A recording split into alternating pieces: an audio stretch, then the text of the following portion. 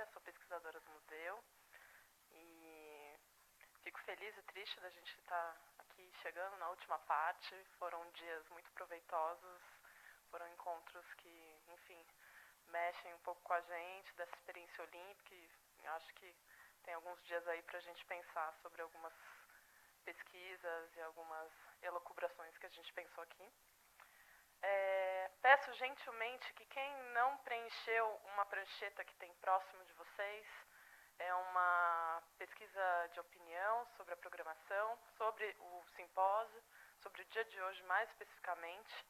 Então é um objeto que ajuda muito a gente a pensar a respeito do que foi feito aqui e aprimorar os nossos serviços e trabalhos aqui no Museu do Futebol. Também deixo aqui o convite em aberto, então, encerrando a mesa de hoje, a gente estende o convite para a promoção dos livros sobre os temas de futebol e Olimpíadas, e mais algumas apresentações que incluem do Kik, que é um pesquisador conhecido nosso, com um grupo de samba, e o Mazij, que é um grupo de jazz.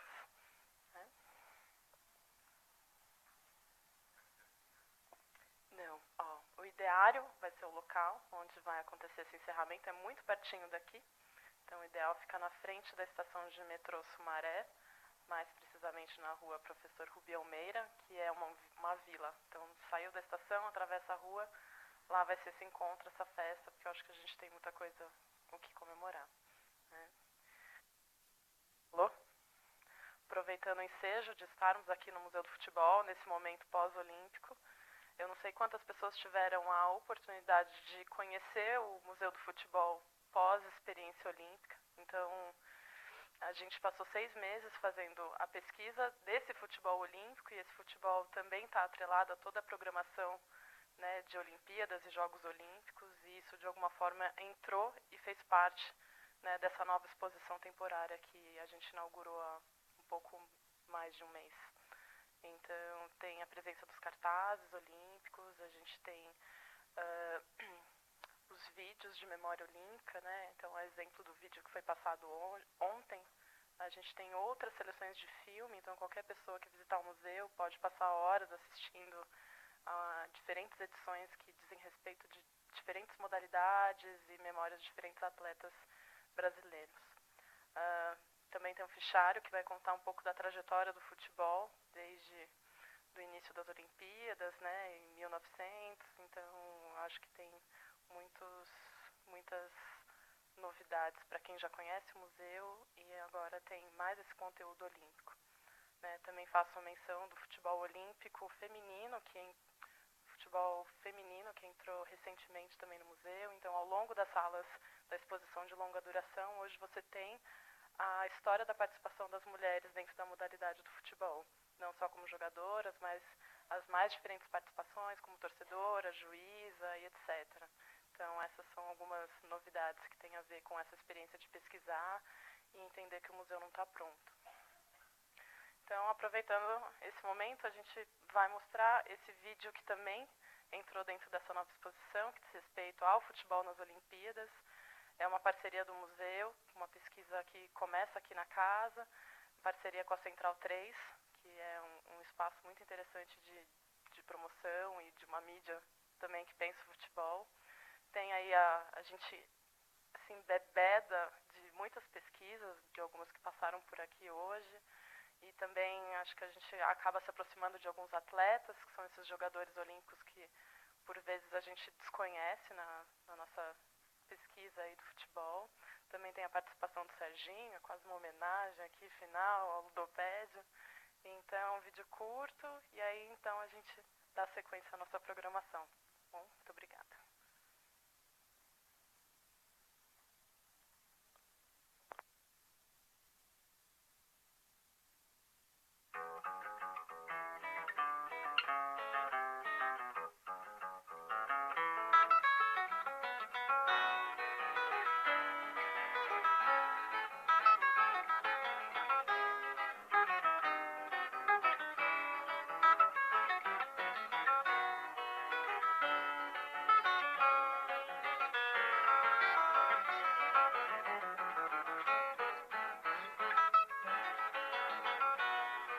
Essa história começa no ano de 1900. O futebol estreou nas Olimpíadas só como demonstração.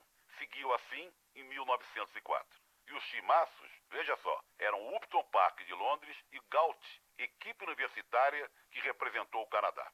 Nos Jogos de 1908 em Londres, as Olimpíadas eram um salto de estrutura e organização. E o futebol, claro, se beneficiou disso. Das 6 seleções envolvidas no torneio, a Dinamarca espantou a todos ao vencer os franceses por 17-1 na semifinal. Mas não levou o título. Perdeu ouro para os britânicos donos da casa. Portanto, é a Grã-Bretanha a primeira campeã olímpica de futebol, chegando ao bicampeonato com a conquista de 1912.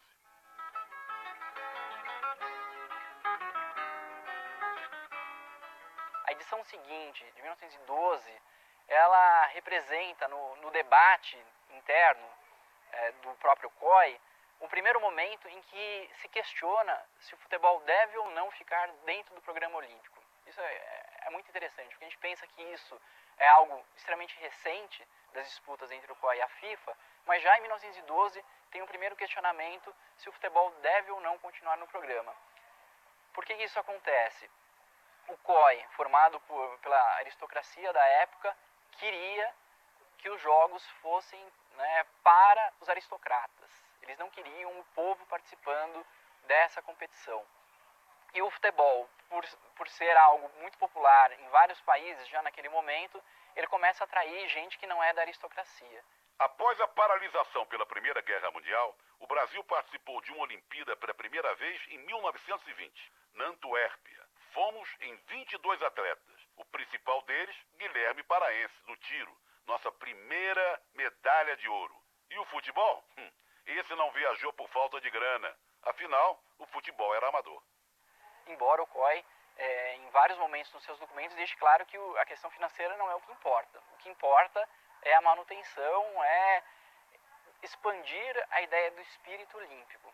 O espírito olímpico está pautado numa visão dos membros do COI em manter aquele grupo restrito enquanto participação. Ou seja, o que é ter espírito olímpico? Ter espírito olímpico nada mais é do que ter tempo livre para praticar esporte. Eis que os uruguaios entram em ação nos Jogos de 24 para revolucionar o futebol olímpico. Primeiro time sul-americano no torneio, a Celeste levou ouro em Paris, de quebra inventando a volta olímpica. Olha que beleza, contornando o campo para saudar o público. Em 28, em Amsterdã, repetiram a conquista. Até então, o campeão olímpico tinha status de campeão mundial, o que rendeu aos uruguaios a honra de sediar a primeira Copa do Mundo em 1930. Evento importante. Valeu a construção do lendário Estádio Centenário com tribunas batizadas de Olímpica, Amsterdã e Colombes. Assim como na decisão de 2 anos antes, o Uruguai bateu a Argentina na final e levou, em 6 anos, os 3 mais importantes campeonatos no mundo. A grande equipe do planeta vestia azul celeste e dava mais alma ao jogo. E na mesma época, o futebol passava por um período de mudanças, com o profissionalismo dos jogadores e o sucesso da nova Copa. Nem teve futebol na Olimpíada de 32. Na sequência, a Itália alcançou feito parecido com o uruguaio, ganhando 2 Copas e os Jogos de 36. Mas depois a humanidade precisou esperar a Segunda Guerra terminar para voltar a curtir o jogo, com as Olimpíadas de 48, vencidas pela Suécia, e uma nova conquista uruguaia. Em 50, o Brasil recebeu uma Copa, construiu seu grande estádio, mas caiu justo para os vizinhos no inesquecível Maracanaço. Se a derrota nos machucou, por outro lado acendeu a urgência da vitória em campo e na bola. Era preciso competir duro, e o time brasileiro, na marra, estreou na Olimpíada de Helsinki em 52. Com clamor popular estampado nos jornais e jogadores tratados como soldados, partimos com um elenco muito jovem, o sonho interrompido nas quartas de final pela Alemanha, que marcou não 7, mas 4 gols do nosso Scratch.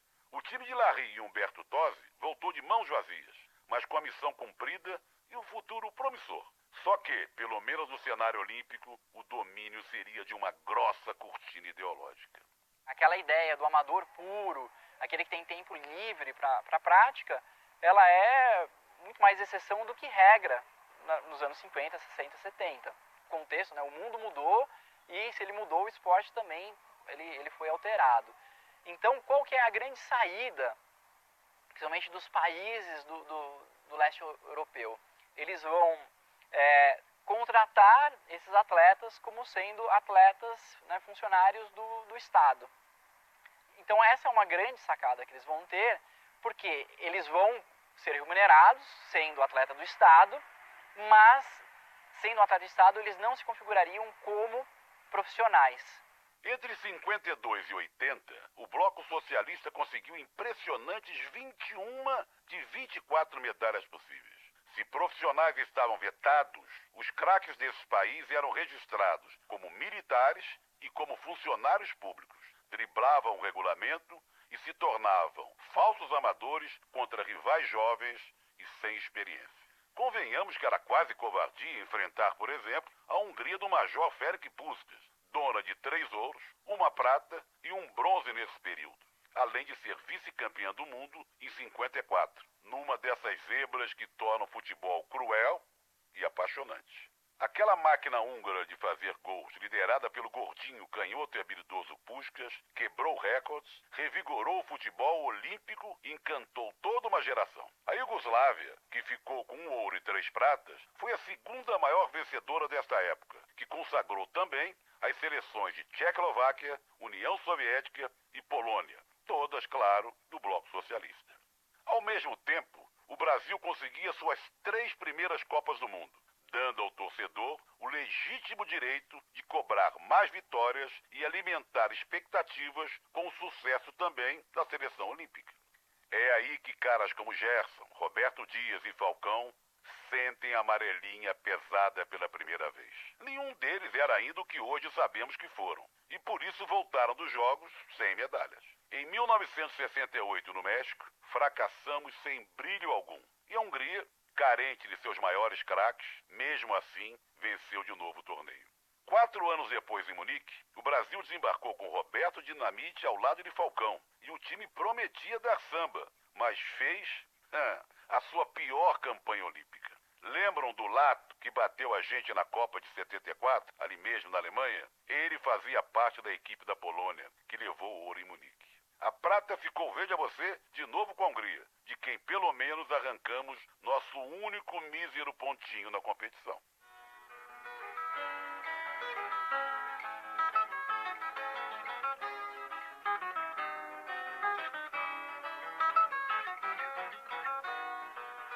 Dentro do campo do futebol, era um período em que o jogador profissional não podia jogar. Então, todo o nosso time era amador. Embora tivéssemos lá alguns que já jogavam no time profissional. Em 76, tricampeões mundiais e UFA, finalmente uma semifinal olímpica. Apesar do bronze perdido para a União Soviética em Montreal, a porta se abriu para uma talentosa geração.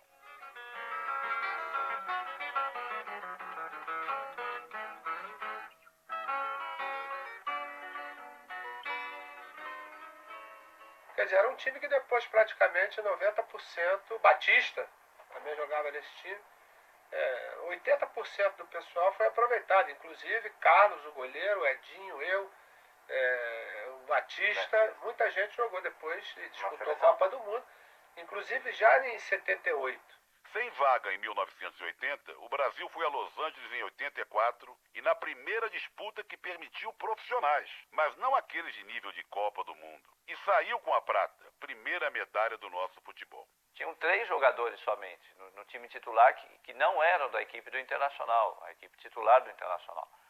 Então eu acho que, de uma certa forma, foi até mais fácil a adaptação, né, dentro dessa equipe. Mais de meio elenco era do Inter de Porto Alegre, como Mauro Galvão e Dunga. E apesar de sair com o vice ao perder da França, o Brasil fez bonito, inclusive ganhando um grande jogo contra a Itália para chegar à inédita decisão. Quem vê a jogada, quem vê o gol, o segundo gol, você vê que o Tonho, quando eu toquei a bola para ele foi cruzar, ele errou o cruzamento, errou feio, pegou no ossinho interno, eu não sei como é que chama esse ossinho do pé interno, do calcanhar. E a bola sai mascada e no caminho, certinho, no tempo certo. Eu vim só na mesma passada, acompanhando a jogada e arrematei de primeira. A bola foi rasteira e aí conseguimos o segundo gol. Tafarel pegou tudo contra a Alemanha e foi o herói herói da prata brasileira em Seul em 1988, ano do artilheiro Romário e do começo da parceria com Bebeto. Dessa vez, o algoz foi a União Soviética, com um gol doído encobrindo Tafarel na dramática prorrogação. Após o baque na Coreia, ficamos fora em 92 e vivemos em Atlanta 96, nosso maior vexame olímpico. O time treinado por Zagallo tinha Bebeto, Ronaldo, Rivaldo, Juninho e Roberto Carlos, mas a força individual não foi suficiente para um grupo distante, trancado no hotel e que não viveu as Olimpíadas como deveria. Após campanha irregular, o Brasil caiu na semifinal para a Nigéria. Os Super Águias empataram no último minutinho após estarem perdendo por 3-1. E na prorrogação, você já sabe, o gol de ouro de Canu jogou a seleção para a disputa do bronze contra Portugal. Ainda grogue com a derrota para os nigerianos, onde foi que nós erramos agora? E aí o Canu, eu lembro do Canu dominar essa bola, eu falei, o Odair vai tirar, né? O Canu dá ameaça, tira e faz o gol e acaba. O Ricardo Teixeira veio, o presidente, falou assim, olha, o Zagallo falou assim, olha, o presidente quer falar alguma coisa, então o presidente veio e falou assim, olha, vocês têm obrigação de trazer a medalha de bronze. Estamos entendidos. Virou as costas e saiu. Essa foi a única cobrança realmente de fato assim bem direta que nós tivemos em relação a medalhas, né? A conquistar uma medalha. Antes disso nós estávamos bem tranquilos realmente. Vivia-se nessa expectativa, mas dentro da seleção não. Mas 1996 também reservou uma boa notícia. O torneio feminino finalmente estreou e o carismático time brasileiro, com Cici, Formiga e Roseli, até que fez um bom papel.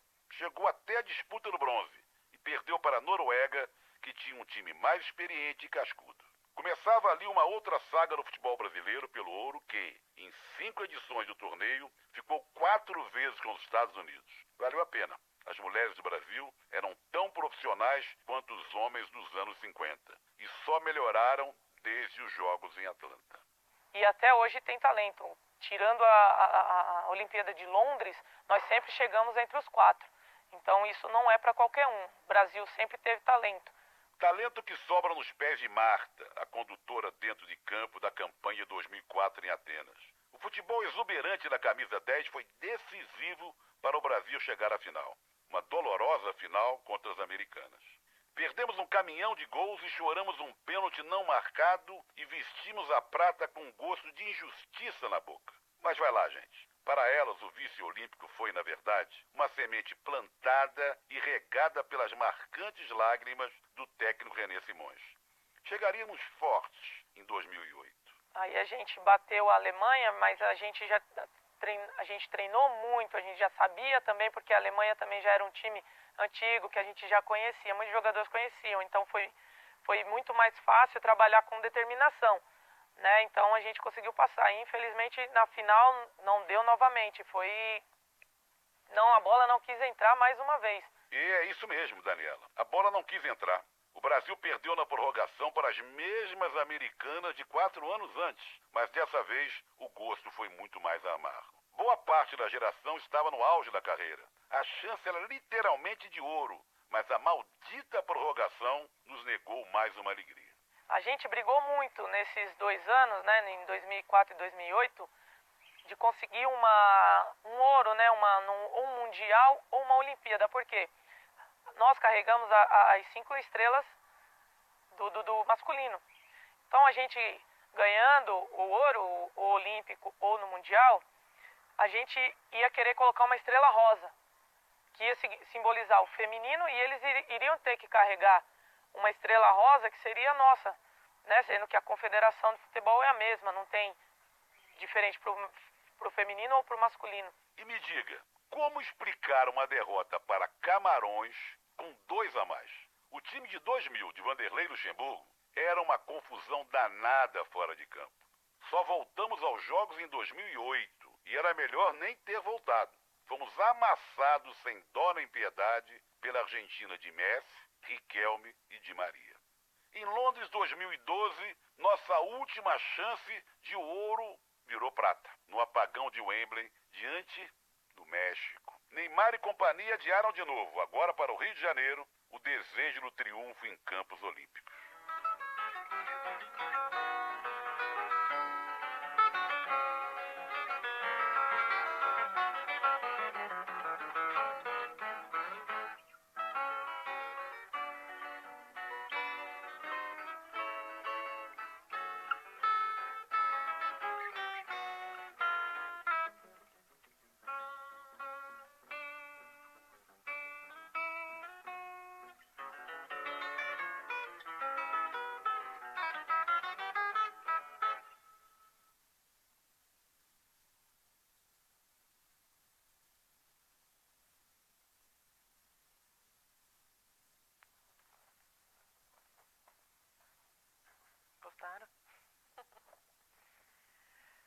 professor Marcelo, não sei falar o seu sobrenome, muito difícil. Prone, bem-vindo.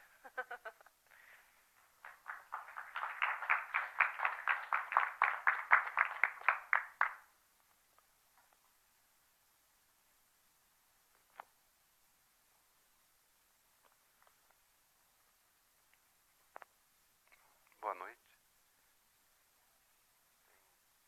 Tem uma apresentação aqui. Cadê o Sérgio? Ô Sérgio, fiquei esperando você aparecer no final do filme ali. Bem legal. Bom, pessoal, pelo adiantado da hora, eu vou tentar fazer a minha fala um pouco mais curta do que eu tinha imaginado. Começar agradecendo o convite do museu, do Ludopédio, né? E dizer que é sempre bom rever amigos e falar de um tema que está sendo assim, muito discutido na mídia, né? Então, às vezes não dá para a gente abordar todos os temas, né, relativos a isso, mas eu vou tentar fazer um balanço, né, vamos dizer assim. Aqui funciona?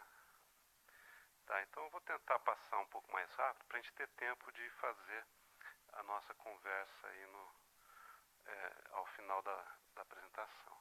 Né? Para onde que faz isso? Aqui. Bom, se a gente olha aí, a gente lê as notícias que têm saído, né? A opinião dos especialistas, de jornalistas e tal, né? Tem várias perguntas que estão sendo feitas a respeito do legado. Provavelmente algumas talvez até tenham sido debatidas aqui nesses 2 dias. Infelizmente eu não pude participar o tempo todo aqui. Acho que a ideia de fechar esse evento, né, com a discussão do legado é um pouco amarrar algumas coisas que já devem ter sido conversadas antes, né? Mas enfim, tem várias questões que têm sido debatidas, inclusive a questão da mídia, né, que eu acho que como que a mídia pode ajudar a discutir, né, essas questões, né? E a gente sabe que a mídia não é um corpo único, né? Você tem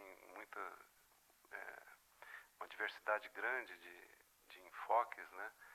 Inclusive na grande mídia, né? A gente tem mesmo no Rio de Janeiro, em São Paulo, em várias capitais, a gente tem diferentes maneiras de cobrir ou de noticiar, né, o que está acontecendo, né? E o tema do legado é um tema bastante rico, né? Eu vou enfatizar um pouco essa questão do papel do Estado, né, de qual é a relação entre o Estado e o setor privado. A ideia, os Jogos Olímpicos foram vendidos como uma espécie de modelo de parceria público-privado, né? E eu gostaria de colocar em discussão essa questão. Quem são os vencedores, quem são os perdedores, acho que é uma discussão que já vem sendo feita há muito tempo. Talvez eu não tenha muito a acrescentar, né, em relação a isso. Mas a gente pode discutir isso mais para frente, né? Na mesa anterior, né, acho que foi o Ari que estava falando, né, do contraposição entre o Phelps e o Bolt, né? Enfim, quando a gente fala de Jogos Olímpicos, obviamente que tem uma série de histórias pessoais, né? Por exemplo, a história da Rafaela Silva, né? Tem muitas coisas interessantes e apaixonantes, né, quando a gente fala de Jogos Olímpicos, né? A nossa palestra aqui é um pouco, inclusive aqui eu fiz de propósito, né, de colocar os Estados Unidos. Os Estados Unidos tiveram um papel muito importante nessa reinvenção dos Jogos Olímpicos, né, que acontece a partir dos anos 80, né? E os atletas americanos são realmente os grandes astros do espetáculo em geral. Mas tem espaço para atletas de países como Jamaica, né, ou mesmo Brasil também. Mas de qualquer forma eu quero falar do outro lado, né, do lado dos bastidores dos jogos, né, do lado organização política, né, que está por trás do mega evento, né? E quando a gente fala em mega evento, né, eu gosto sempre de esclarecer isso, um esclarecimento conceitual, vamos dizer assim, né? Os Jogos Olímpicos, eles não nasceram como um mega evento. Eles foram pouco a pouco se agigantando, e isso que a gente considera, que a gente chama hoje de Jogos Olímpicos, né, é algo muito diferente daquilo que tinha sido concebido, né, pelo Pierre de Coubertin, né, aquela discussão que tinha lá no começo do século XX, né, está muito distante, embora, né, como o Sérgio falou, já tinha divergências políticas, né, entre a FIFA é de 1904, né? Então, naquela época já tinha FIFA, já tinha Comitê Olímpico, mas era outra época, né? De qualquer maneira, os jogos se transformaram numa superprodução midiática, né? Se transformaram em algo muito complexo que exige, né, uma capacidade de organização, de planejamento e tal. E, finalmente, a ideia de legado, né, que ninguém falava em legado de Copa do Mundo ou de Jogos Olímpicos nos anos 50 aqui no Brasil, ou nos anos 70, enfim. Essa ideia de legado é uma ideia que foi construída também, um discurso que foi construído tardiamente, já na era da globalização, já nesse momento de mudança, né, de reinvenção dos Jogos Olímpicos.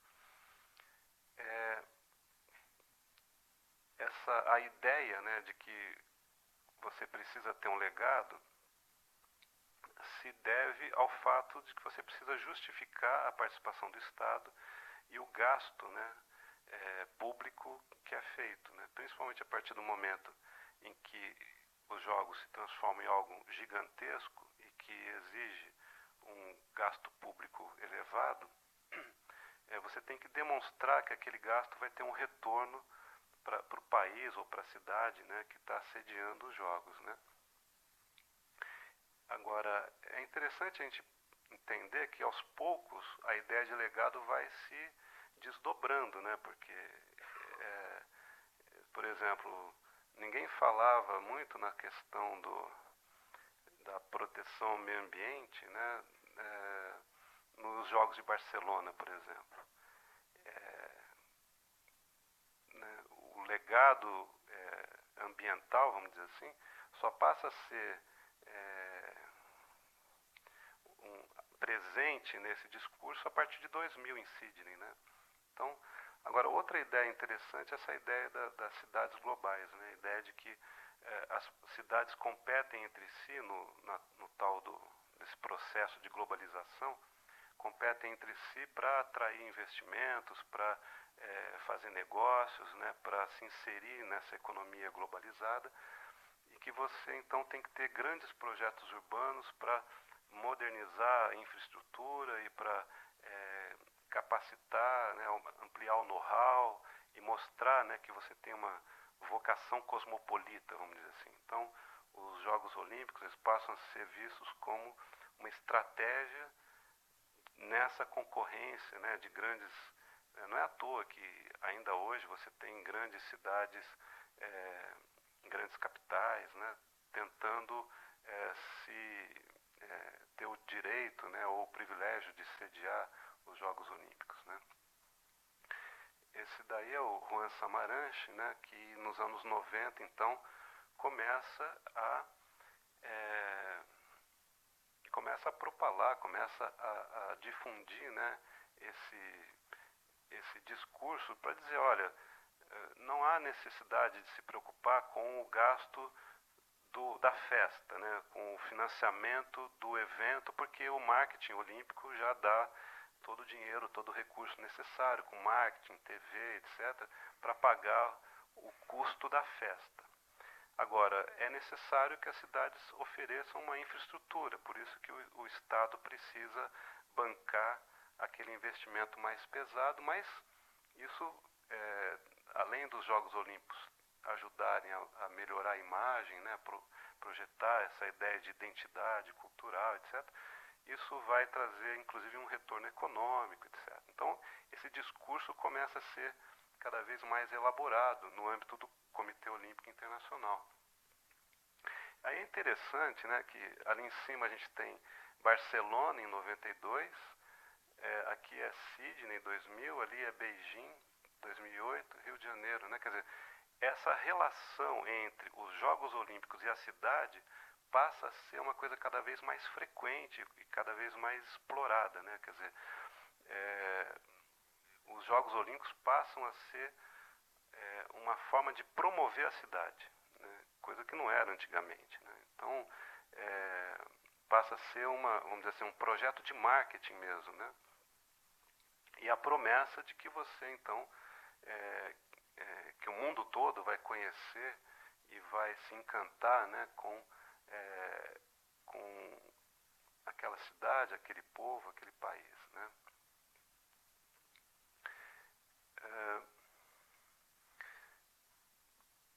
Do ponto de vista econômico, né, as promessas são bastante conhecidas, né? A ideia de que vai gerar crescimento, gerar emprego, né? Que vai ter inclusive um retorno do ponto de vista de arrecadação de impostos ao longo de 15, 20 anos depois, né? Pelo menos 10 anos depois da realização dos Jogos, né?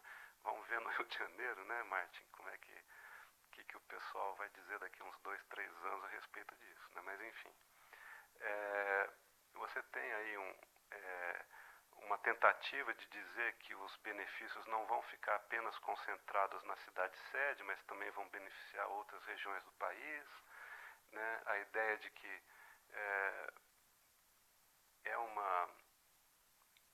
a ideia de que você tem que os jogos podem beneficiar um grande grupo, uma boa parte da sociedade, enfim, tem uma série de promessas, né, em função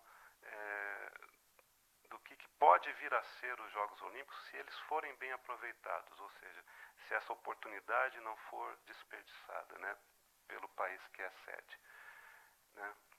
Então, quando a gente está falando de legado, né, eu estou dizendo que tem várias dimensões, né, para analisar isso.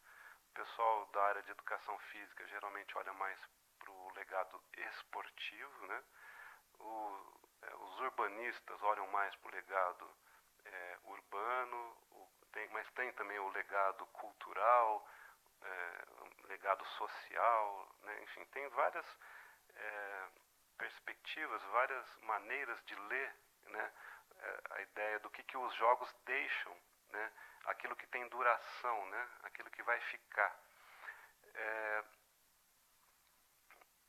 E como eu estava dizendo que os jogos são um projeto de marketing, nesse projeto de marketing, muitas vezes você explora, né, alguns aspectos, algumas dimensões desse legado, né? Então, por exemplo, na candidatura do Rio de Janeiro, o legado ambiental ele pesou bastante, né? A ideia de que iria despoluir a Baía de Guanabara, a Lagoa, né? Enfim, que haveria esse apelo, vamos dizer assim, ambiental. Também o apelo esportivo, social, etc. E, como a gente vai ver mais para frente, talvez a grande decepção, né, do ponto de vista do legado tenha sido na área ambiental. Né, a principal, eu acho, pelo menos é o que muitos dizem, né? E sempre tem aquele receio de que você pode passar uma imagem negativa do país ou da cidade, né? Seja por problemas de violência, seja por incapacidade de organização, né? Ou falta de logística, etc. Né? Quando eu estou falando de impactos econômicos, isso aqui é importante explicar, existem alguns impactos econômicos que são de pouca duração, né? E existem aqueles que perduram mais. Então, assim, o legado diz respeito àquilo que tem duração, né? Aquilo que fica, né? Você tem alguns impactos econômicos que são passageiros, né? Então, na literatura, né, tem toda uma discussão a respeito de como é que você mensura os impactos econômicos, se é possível isolar esses fatores para entender o peso que eles têm na explicação de determinadas variáveis, né? Não vou ficar aqui me alongando alongando sobre isso, mas de qualquer maneira não é fácil mensurar nem os impactos econômicos mais imediatos e mais passageiros, quanto mais esses impactos duradouros, né? Mas de qualquer maneira, em várias edições, né, dos Jogos Olímpicos, a gente vê que tem problema de aumento da dívida, né, ou a questão vamos dizer assim, do impulso ao turismo. Tem várias maneiras de pensar como que um mega evento desse porte pode impactar na economia local, na economia regional, né? Mas isso também depende muito do tamanho dessa economia. Por exemplo, a economia da Grécia é muito menor que a economia do Brasil.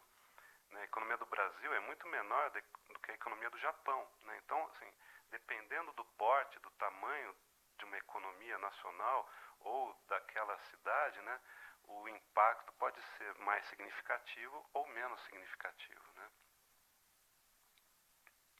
Assim, só para isso aqui, não preciso enfatizar, porque acho que todo mundo sabe disso, mas a conjuntura também pesa bastante, né? Que os Jogos Olímpicos devem ser entendidos como um elemento catalisador, como algo que pode acelerar um processo. Mas tem que ter algo por trás, quer dizer, os Jogos não são capazes de sozinhos gerar crescimento ou evitar recessão, né? No caso dos Jogos Olímpicos, até 2011, 2012, havia ainda um certo otimismo, né, em relação a como é que estaria a economia brasileira em 2016. Depois, com o passar do tempo, o quadro foi ficando cada vez mais cinza, né? Eu falei que é um conceito multidimensional, né, o conceito de legado, né? Então, esse daqui é um esquema da análise que foi feita para Londres, né, que mostra, né, que o legado tem que ser avaliado do ponto de vista esportivo, do ponto de vista social, cultural, do ponto de vista do meio ambiente, do ponto de vista econômico. E cada uma dessas dimensões tem várias ramificações, né? Então você tem vários temas que poderiam ser considerados num debate sobre legado, né? E nesses países mais, vamos dizer assim, com mais capacidade, né, que tem muito mais capacidade, inclusive de juntar informações, né, esse tipo de avaliação funciona até um pouco melhor, né? Aqui no Brasil vai ser difícil fazer, né, uma avaliação multidimensional desse tipo, né? Falando um pouco da experiência anterior, então, de Londres, né? Londres também precisou justificar esse gasto, 12 milhões de dólares, né? 12 bilhões de dólares foram gastos em Londres, aproximadamente, né?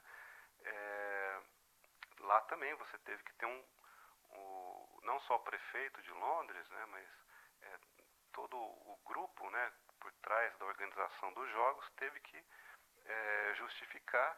E aí a grande bandeira, né, do ponto de vista econômico e urbano, né, era essa revitalização da Zona Leste, né, de Londres, essa ideia de que os Jogos eles podem mudar a cara, né, de uma região e a partir dali então você tinha a ideia de que você promoveria uma série de negócios da economia local, geraria emprego, etc., né?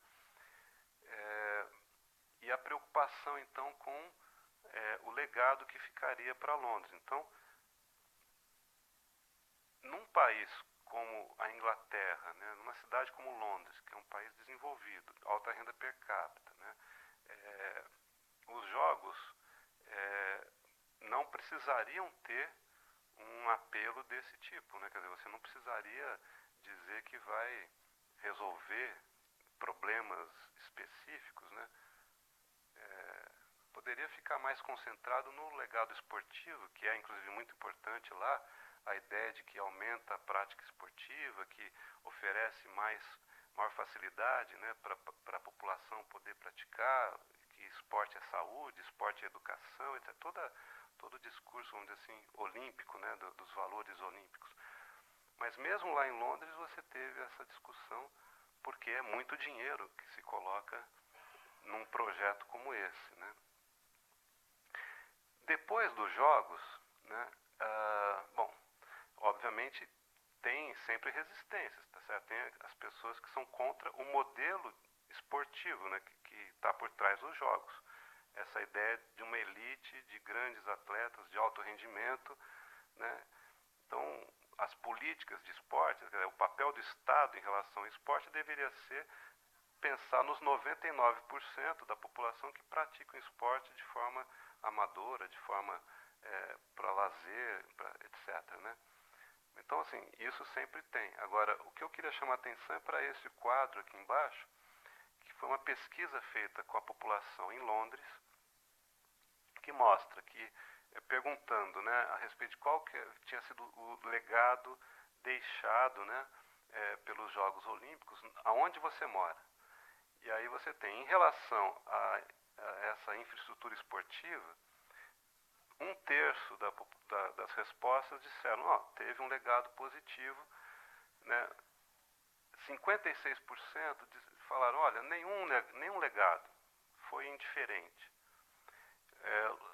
Em relação à questão econômica, 22%, 1/5, houve um impacto positivo, 67%, ou seja, 2/3 indiferente.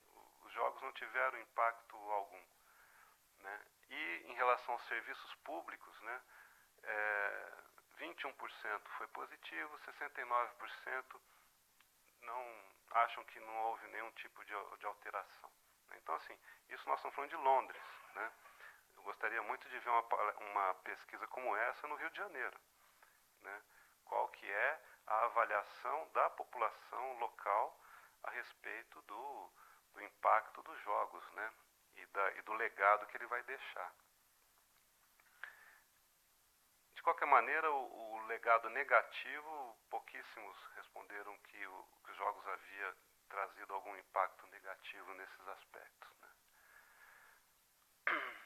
Bom, eu mostrei aqui um pouco do discurso otimista, apologético, né?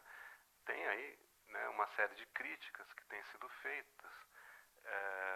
Tem vários estudiosos, né, a literatura é vasta a esse respeito, que chamam atenção aí para vários aspectos. Em primeiro lugar, em geral, aquilo que é prometido, as análises, as projeções ex ante, né, antes dos jogos, sempre são muito mais otimistas, e os resultados, as avaliações ex post, né, após, geralmente mostram que ficou muito aquém do que estava prometido, né? No caso de Londres, né, você tem alguns especialistas que vão concluir que os lucros econômicos não passavam de miragem, né? De fato,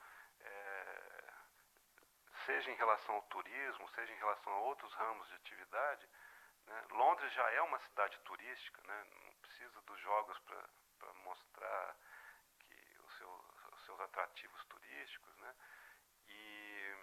Mas enfim, então tem aí um conjunto de críticas em relação ao legado esportivo. Curiosamente, houve uma pequena retração da prática esportiva no Reino Unido, né, depois dos jogos, ou seja, em vez de impulsionar, até diminuiu um pouco pelo menos da maneira como é mensurado isso lá, né? Então, assim, não houve um legado importante nem do ponto de vista esportivo, nem do ponto de vista econômico. Aquela região de Londres, né, onde você teve a revitalização, em função da crise na Europa, né, essa crise que vem, né, em 2012 já estava em crise e continua e tal, quer dizer, eles também estão sentindo os efeitos da crise, e, enfim, os jogos não têm essa capacidade de mudar o quadro econômico, social de uma cidade, né?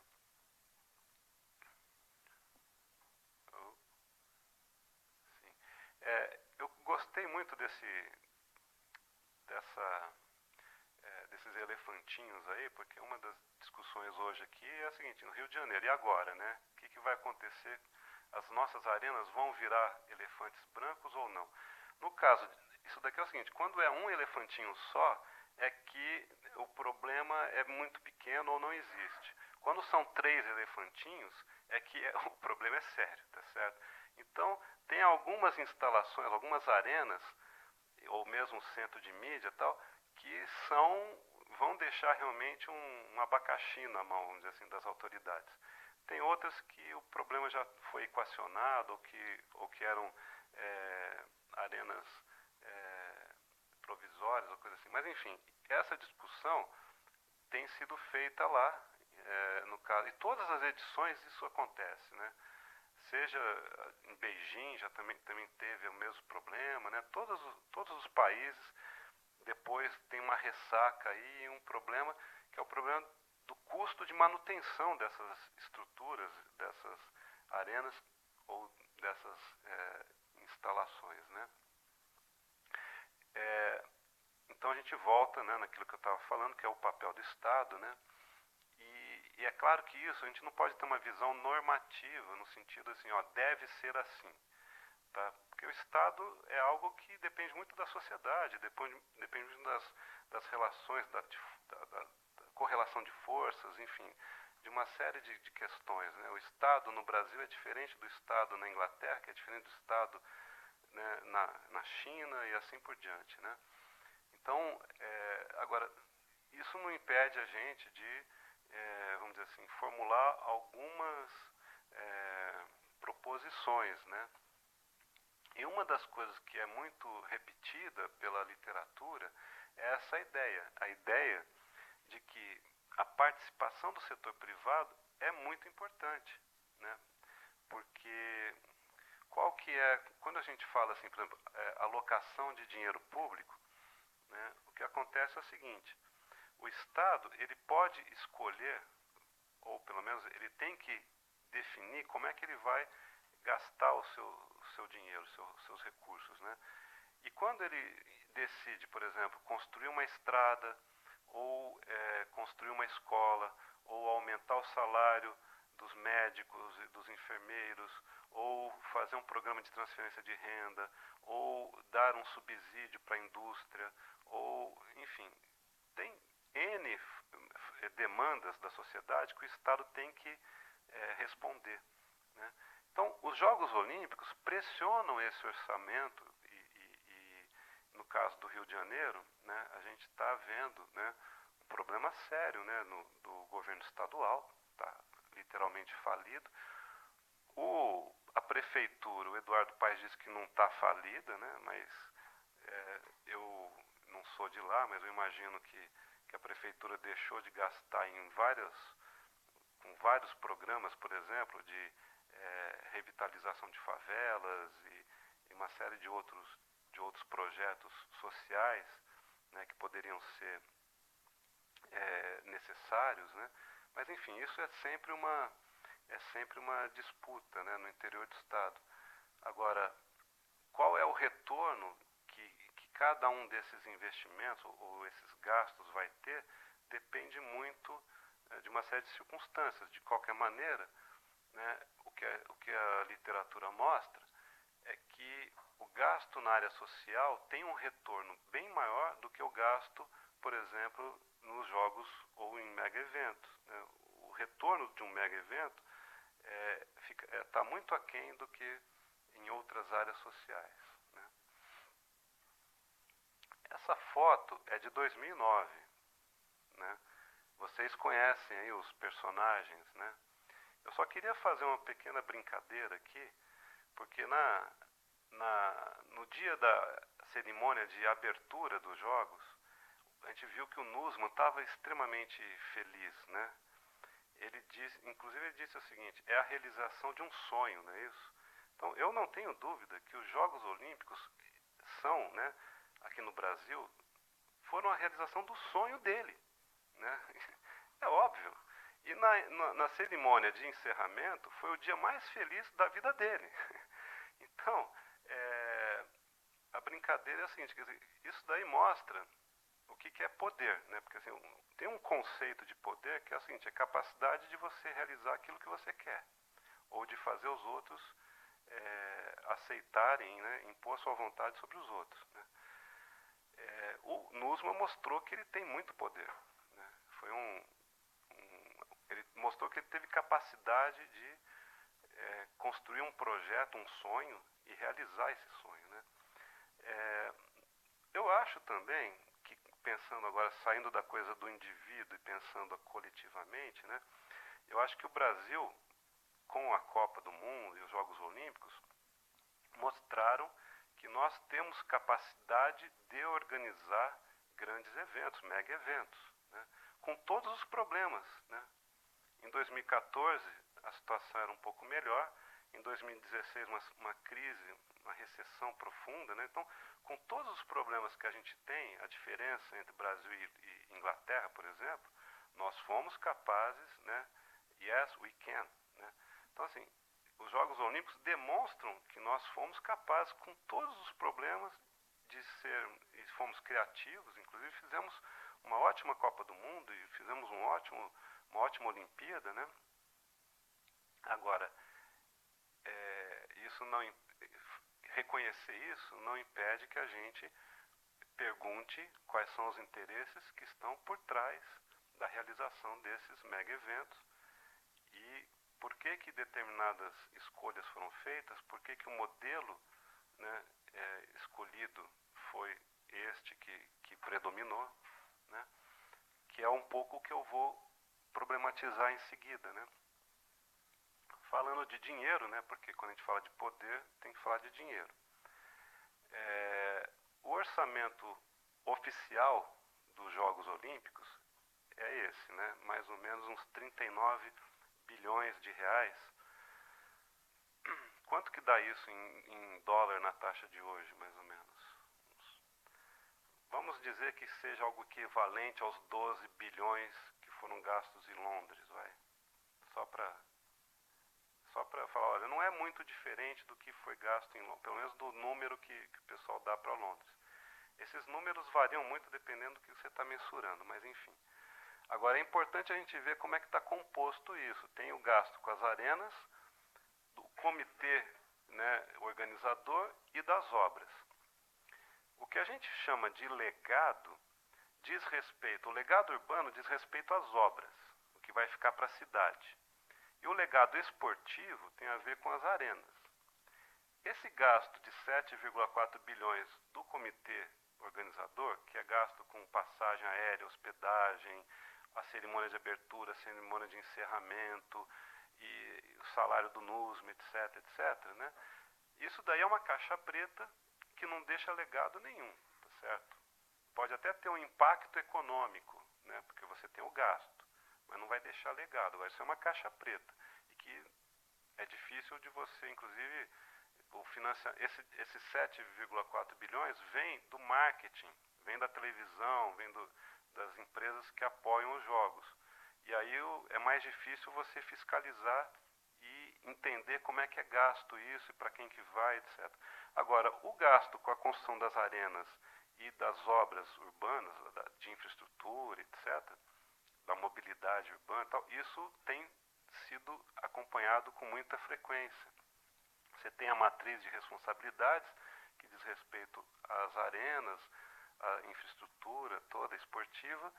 60% desse dinheiro, o Nussmann fala, vem do setor privado, ou seja, o Estado entra só com 40%.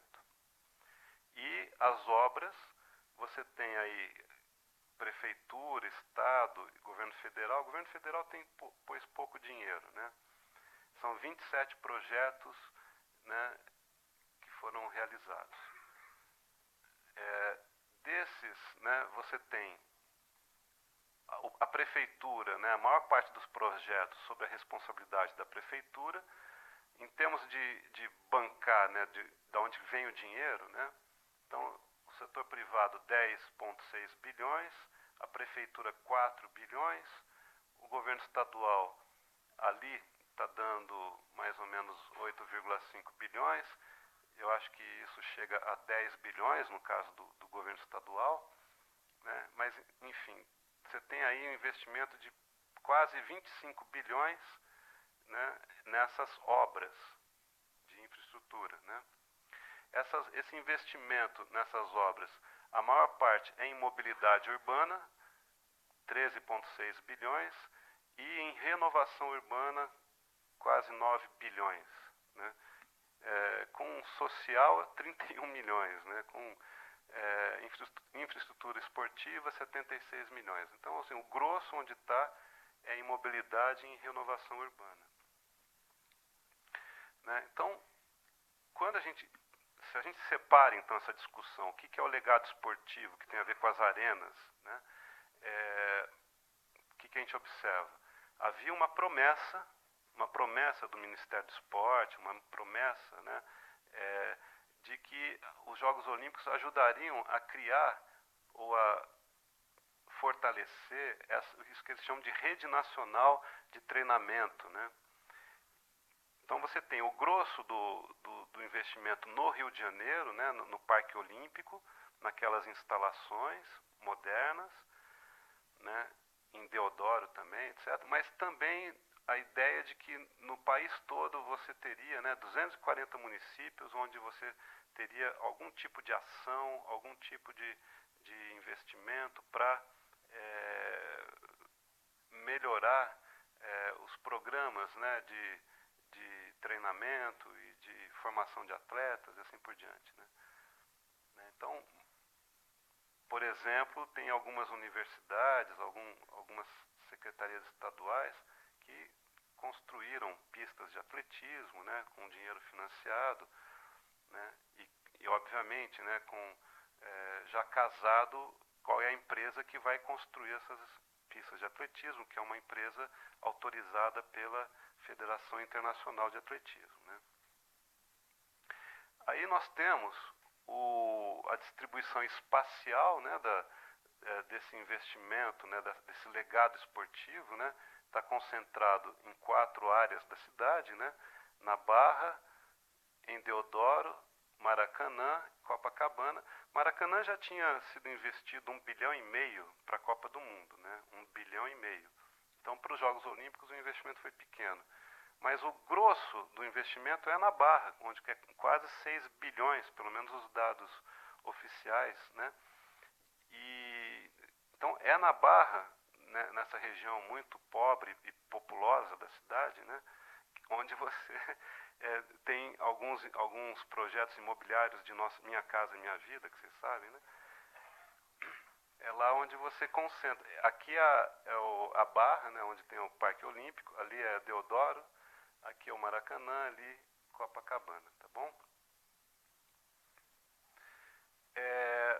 Aquele dinheiro que eu falei, daqueles 60% que vinha do setor privado, podem olhar, né, a Vila dos Atletas, que é um investimento, né, imobiliário para famílias de alta renda, consumiu quase 3 bilhões. E o centro de mídia, que também foi financiado basicamente com investimento com dinheiro do setor privado, mais de 1 bilhão. Então, esses 4,1 bi, né, que o setor privado colocou vamos dizer assim, no legado esportivo, na verdade não é legado esportivo, são negócios, tá certo? Isso daí não é legado esportivo. Isso aí são negócios, né? Acontece que o Estado bancou toda a infraestrutura de saneamento, energia elétrica, etc., toda coisa de infraestrutura urbana para esses projetos imobiliários na Barra, tá certo? Para poder viabilizar. Senão você não pode ter a Vila dos Atletas, a Vila Olímpica, né? Paralímpica. Pode ver ali que ali fala legado 2030, né? Quer dizer, a promessa do legado é sempre olhando para o futuro, um futuro brilhante, né?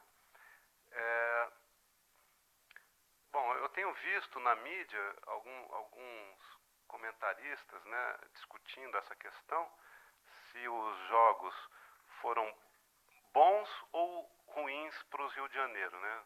Afinal de contas, foi um bom negócio, foi um mau negócio, né? Em geral, eu tendo a concordar com aqueles que falam que esses mega eventos, como a Copa e os jogos, no final das contas é um jogo de soma zero, né? Porque você favorece alguns ramos, alguns segmentos empresariais, alguns grupos sociais e prejudica ou desfavorece outros, né? Então tem aqueles que ganham, aqueles que perdem, e dependendo, né, da conjuntura, dependendo de uma série de circunstâncias, né, durante um período isso pode ser favorável, né? É provável que a realização dos Jogos tenha ajudado, inclusive em 2015, a economia do Rio de Janeiro, né, não sofrer tanto, né, como outras em outros lugares do país, né? A construção civil teve um colapso em 2015, né? No Rio de Janeiro ainda continuou. Então tem emprego, né, emprego na construção, etc. Atualmente, né, vem a ressaca, né? Agora está todo mundo querendo saber qual que vai ser a ressaca desse processo, né?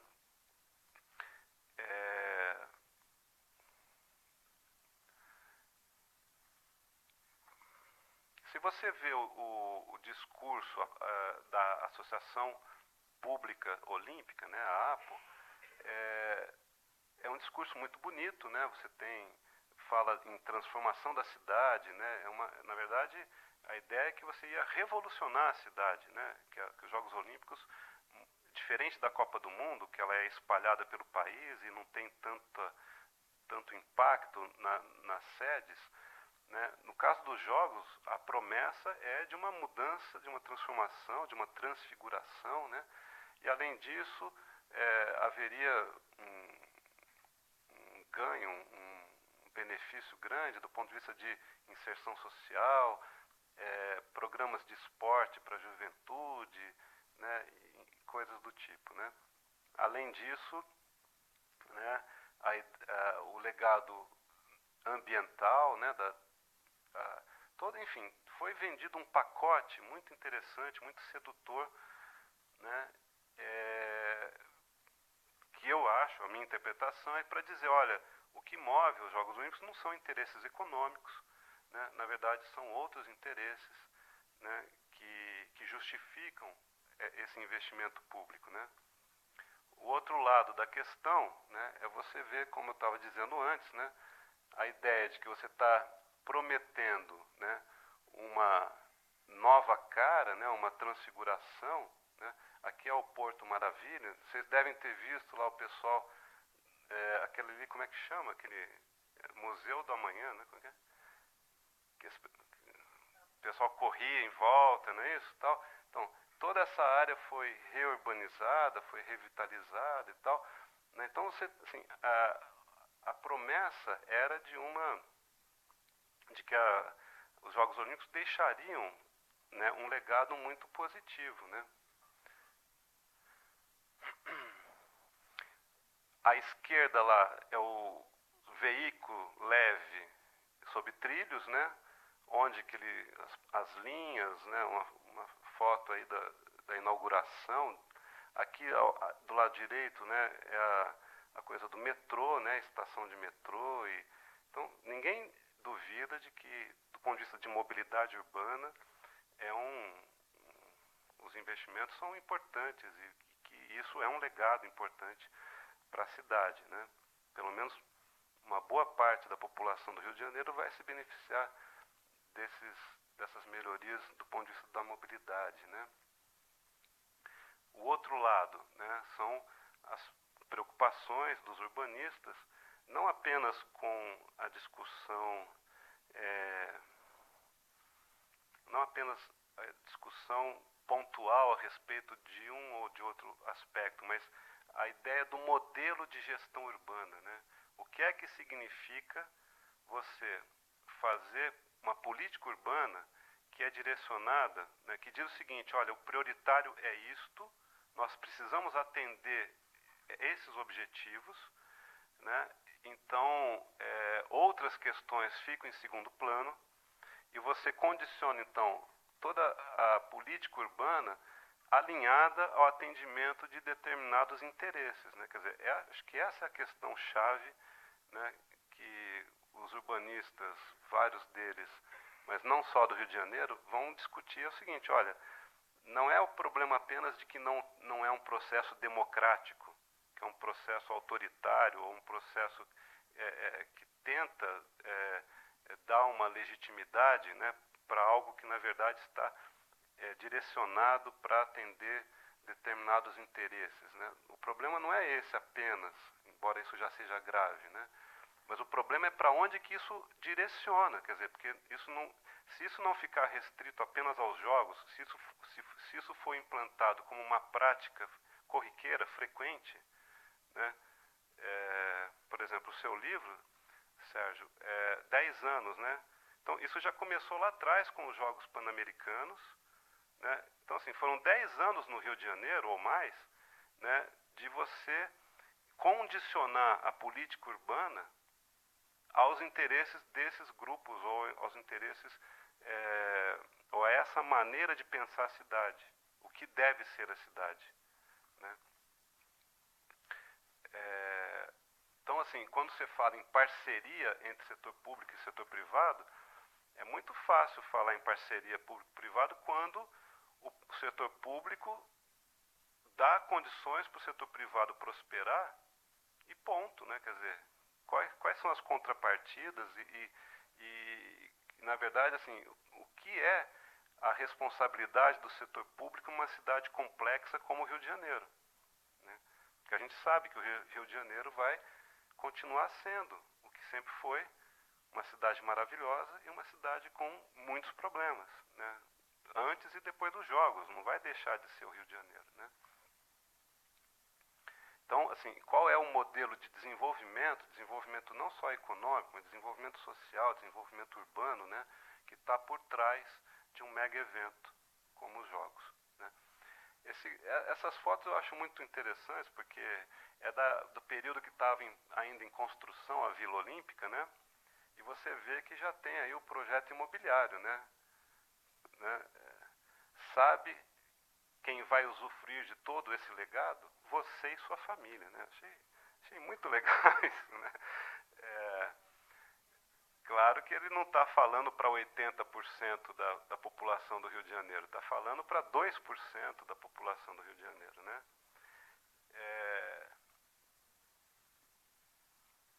Então, assim, em relação aos elefantes brancos, houve de fato uma preocupação de tentar evitar, né, que isso se tornasse um problema, que já tinha tido um problema sério, né, com os Jogos Pan-Americanos, e eles optaram por usar muitas arenas provisórias, né? Então tem várias instalações esportivas que foram feitas apenas para os Jogos Olímpicos e Paralímpicos, né? Teve, obviamente, né? Então, assim, isso daqui é uma tentativa de evitar, porque é muito caro, né, o dinheiro que é gasto com a manutenção, né? Eu peguei isso em algum lugar, né, uma estimativa de 65 milhões por ano, né, o que se projeta de gasto para manutenção desses equipamentos, né, esportivos que são muito caros. Tem coisas interessantes, né, que vai se transformar em escolas, né, que vai dar origem a centros de treinamento, enfim, tem até coisas interessantes, mas isso não quer dizer, né, teve um gasto, né, por exemplo, o parque aquático, né, foram 225 milhões, né, é muito dinheiro, né, tem alguns vamos dizer assim, pessoal mais ligado à área de natação, que fala, por que como é que é lá, o Júlio Delamare, não é isso? Por que ali no Maracanã, não é isso, no complexo, por que ele não foi usado, por que não foi reformado, né, para os Jogos Olímpicos? Não,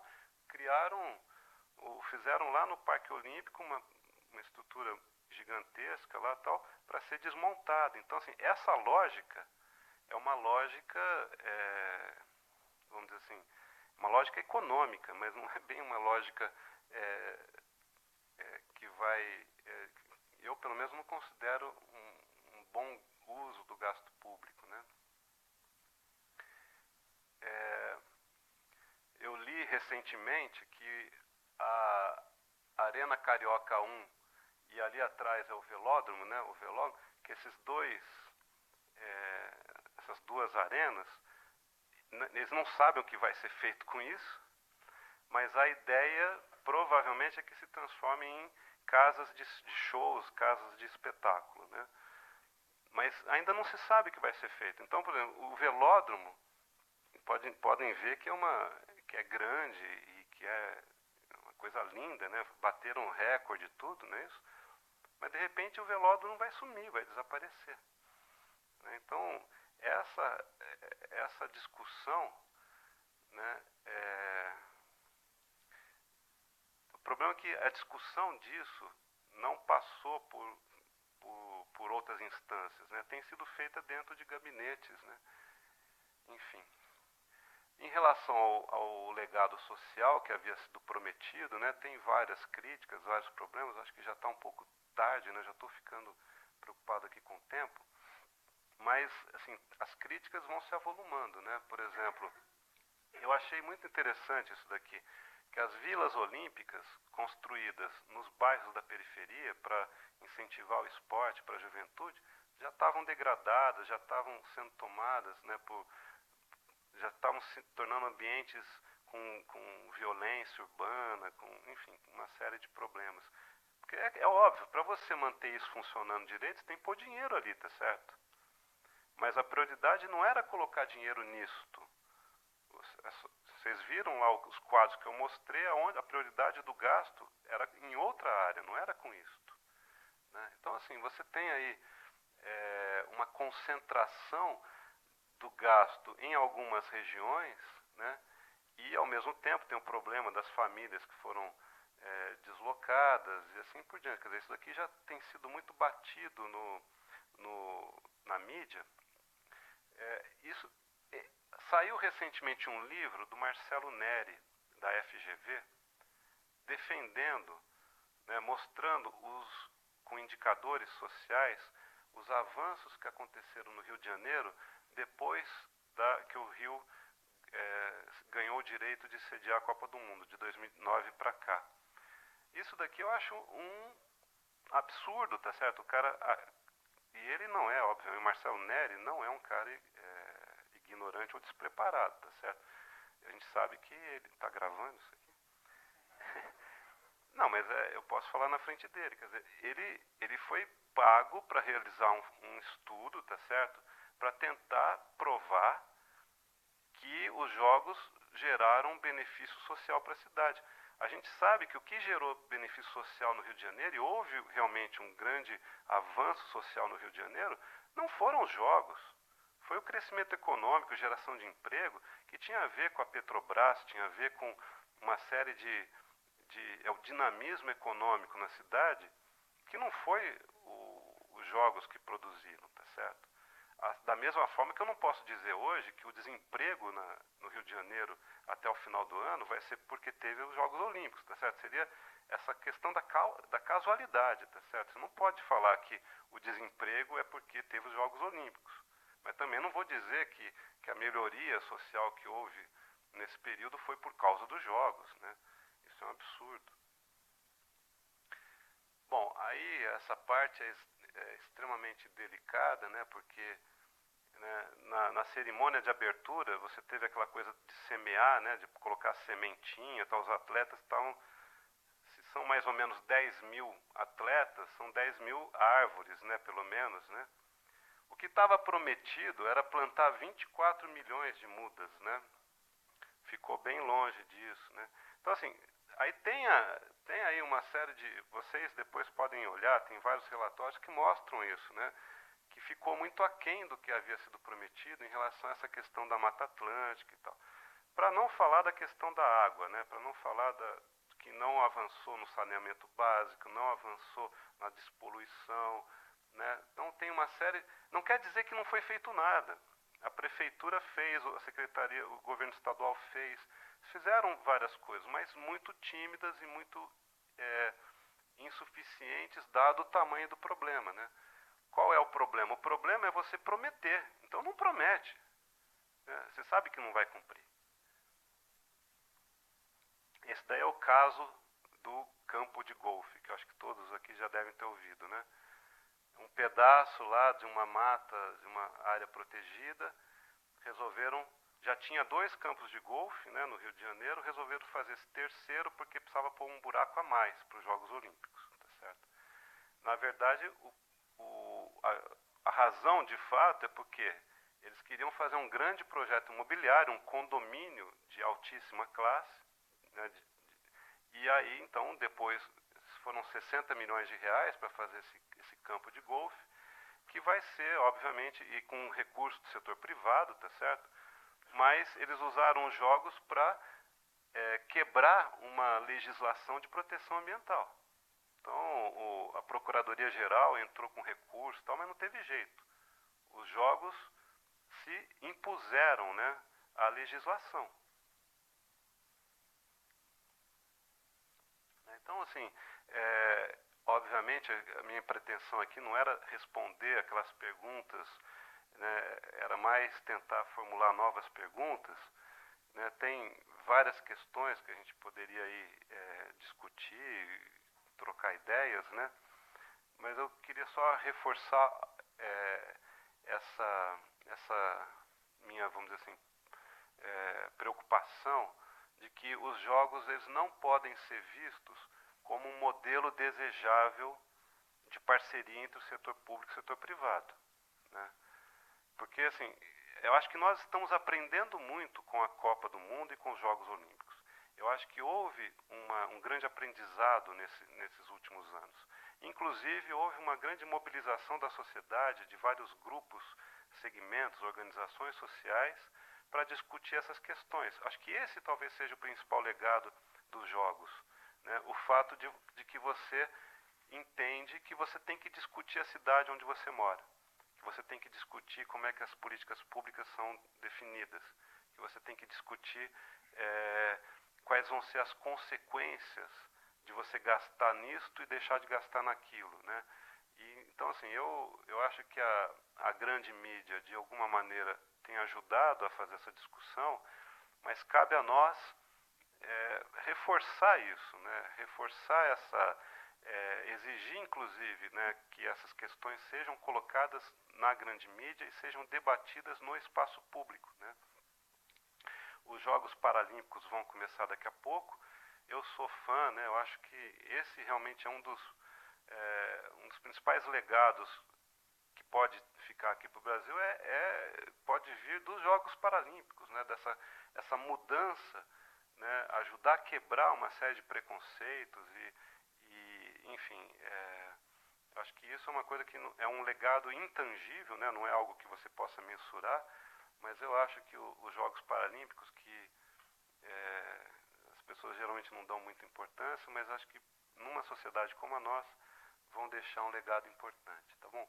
Pessoal, desculpa estender muito essa fala numa sexta-feira, no final da tarde, né? Oi? Sábado, imagina. Num sábado, né? Tá todo mundo aqui querendo ir para o lançamento do livro, para a gente ouvir um pouco de música, enfim, né? Mas era esse o recado que eu tinha para dizer, tá bom? Obrigado.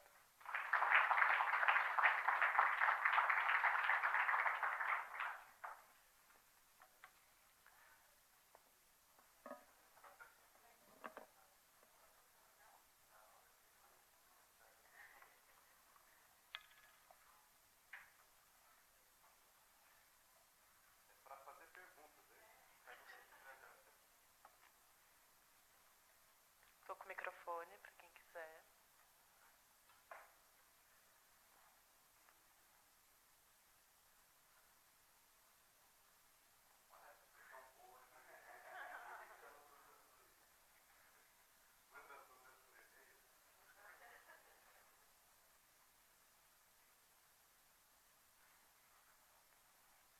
Bom, na verdade, eu tinha elaborado várias perguntas que foram realmente respondidas ao longo da sua fala, mas eu queria fazer um comentário porque eu pesquiso, né, justamente a questão do legado, mais especificamente da parte da sustentabilidade, que foi muito destacada, né, na comunicação, no discurso do site.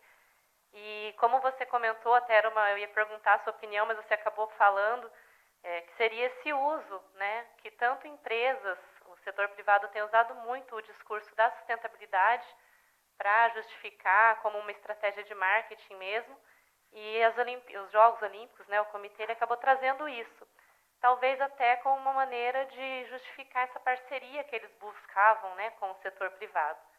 Então, na verdade, é só um comentário de que o trabalho que você falou que gostaria de ver, a pesquisa sobre o legado que ficou, né, pelo menos na parte de sustentabilidade, é o que eu pretendo com a minha tese de doutorado, né? Parabéns.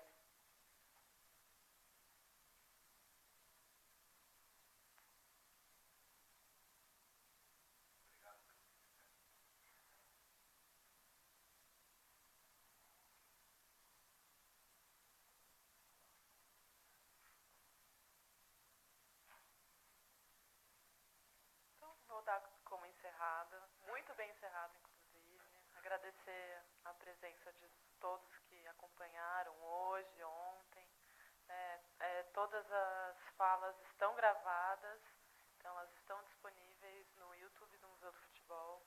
Os áudios, para quem tiver interesse, né, de pesquisar, de transcrever, inclusive, a gente adora quem transcreve os materiais, então a ideia é também disponibilizar as apresentações dos outros professores e pesquisadores que passaram por aqui e entender que o museu é um espaço aberto para pesquisa, é um espaço aberto para os grupos, né, para todo mundo que quer pensar e repensar o futebol e o esporte, não só no Brasil e fora dele. Agradeço aí o Serginho, toda a equipe do Ludopédio, agradecer toda a equipe do Museu do Futebol que está aí fazendo um serão maluco e, enfim, que venham os Jogos Paralímpicos e que a gente possa se encontrar novamente.